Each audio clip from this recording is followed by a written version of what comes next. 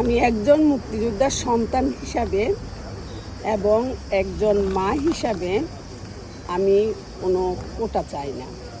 আমি চাই মেধা দিয়ে আমার সন্তান পড়ালেখা করুক এবং যোগ্যতা দিয়ে চাকরি করুক। আসুন আমরা দেশের শান্তি চাই।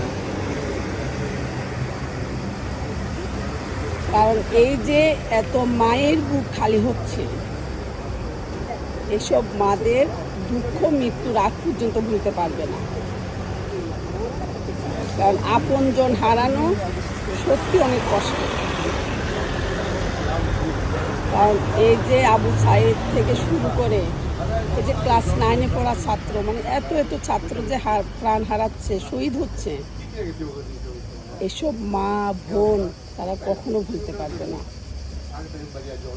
তাই আসুন আমরা দেশের শান্তির জন্য যেভাবে ভালো হয় সেভাবে আমরা দেশটা পরিচালনা করি।